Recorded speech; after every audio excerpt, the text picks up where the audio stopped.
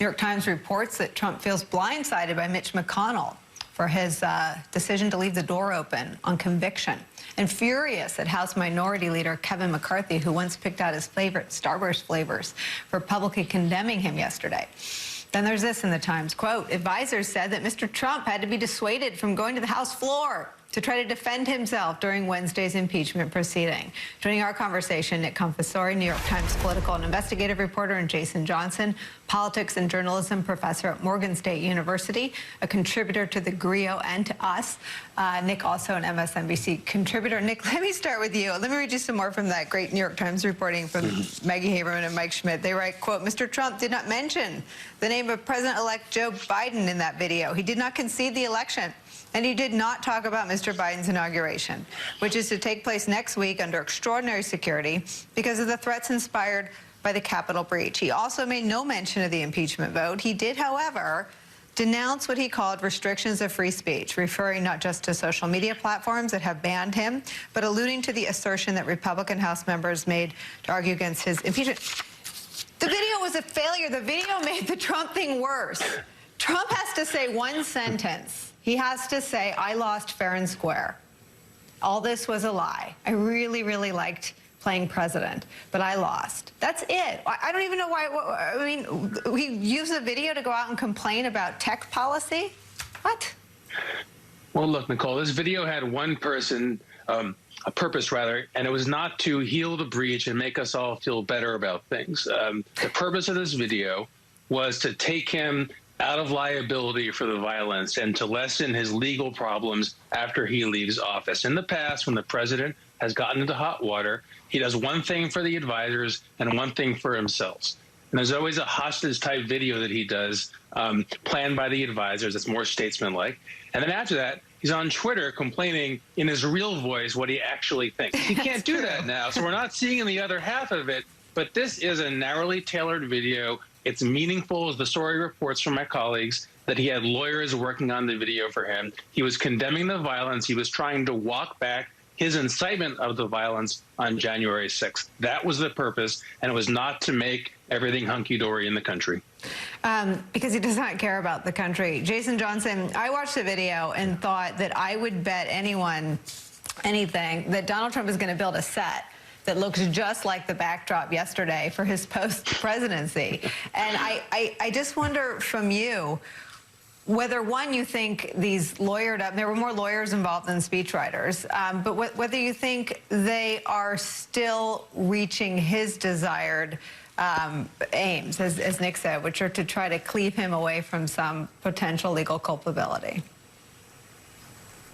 Nicole, this was a reverse of what we've seen throughout his presidency, right? How many times did we see Lindsey Graham or Brett Kavanaugh say something ridiculous and non-believable, and we came here and we were like, this was for an audience of one, right? They were clearly, Stephen Miller, he wasn't speaking to whoever he was talking to on TV. He was just talking to Donald Trump because he knows Trump was watching.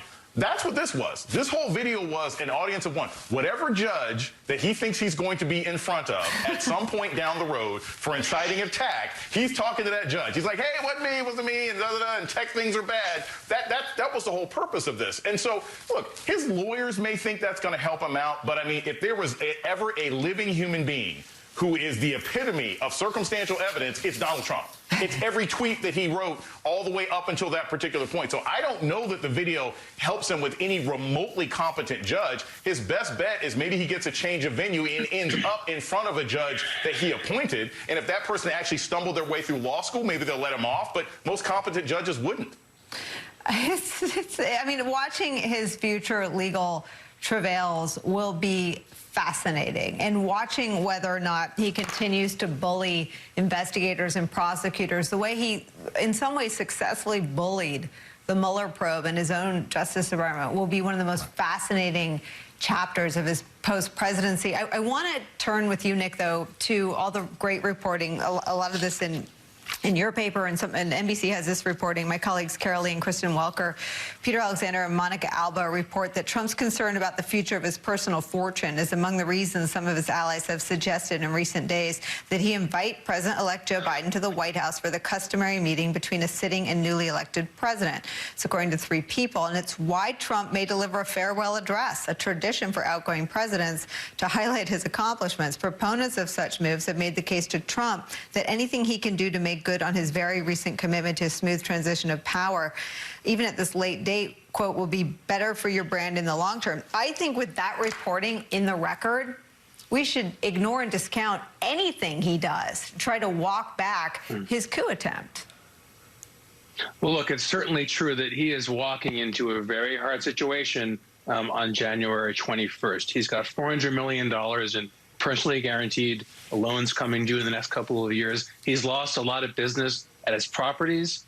And the thing that we saw after Charlottesville, when people debooked from his properties in protest, is nothing compared to what we'll see as his presidency ends. Can you imagine being the mainstream bank that wants to lend him money? Can you imagine being a mainstream trade group that wants to book the Doral for a trade association meeting? He's just going to be in a real problem business-wise, and it's compounded politically. Look, I think that if the incoming DNC chair, Jamie Harrison, he should pay Trump to stay in the limelight as long as possible and float a run for 2024, because what we have learned is that Republicans can't win without him, but they also can't quite win with him. It's, again, a hostage situation for the whole party. I mean, I think the DNC is doing fine without any of my advice, but I think setting up a camera to see who goes in and out. I mean, I think the taint and the stink and the stench is so, it is like Charlottesville every single day. I mean, good people on both sides of the KKK is the natural precursor for sending your white supremacist mob to the Capitol to carry out insurrection. I don't know who touches Ivanka Trump. I don't know who touches Jared Kushner. I don't know who walks into any meeting and sits down next to them where they could have someone bring out a phone and take a picture of them.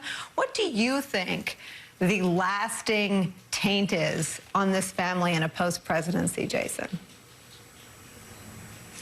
I think that they will all suffer financially in ways that we can't even comprehend yet, because we don't even know how many court cases they're going after, how many they're going to be faced with. But, Nicole, I also think about, look, they may be able to eke something out in the United States if they're able to stay here, but I'm thinking about all those foreign properties. Think about all the foreign leaders who thought that they had to get properties in Ireland and Russia and everything else like that in order to even get a phone call answered from this administration. They're not doing any of that anymore. He's not going to have Social Security. He's not going to have national security that has to stay in his particular hotel. So he is going to lose a tremendous amount of money. And I think Jared and Ivanka, look, I suspect at some point, and this is not to attack any particular magazine, they'll go to some social magazine 18 months from now. What did we learn? We felt so bad. We complained about babies in cages. They're going to try and rehab themselves like a bad stand-up comedian who had a sex scandal. That's what they're going to try and do, but it won't work. Because America is going to recognize that they sat idly by. They could have left this administration if they wanted to. They didn't.